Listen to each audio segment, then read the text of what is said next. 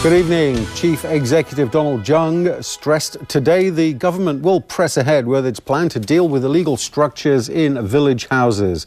Now that's despite a high-profile protest by New Territories Indigenous residents yesterday.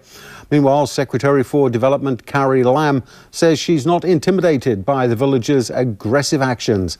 Evelina Leung reports. Not your normal day in Shotton yesterday as New Territories Indigenous residents staged a heated protest outside the building of the rural body Hernyi Kok.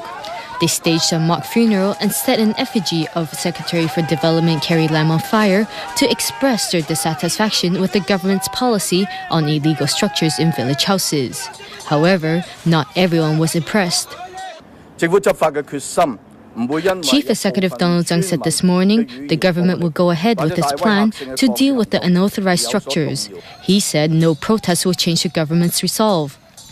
Carrie Lam, meanwhile, said the visual violence and the language of violence expressed in yesterday's protests were just something ordinary, and she will seek police intervention if she feels her safety is threatened. We have exercised great patience in considering different options as to how to resolve the problem of unauthorized structures.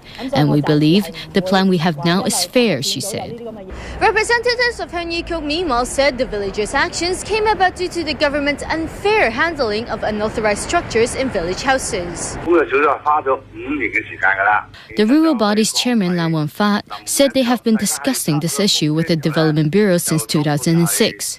And just when both sides were close to a consensus, the government pulled out of discussions. He said the Bureau ignored all the suggestions made by the Hernyi Kok and came up with its own plan to deal with the illegal structure issue. Lau said that sparked yesterday's heated demonstrations.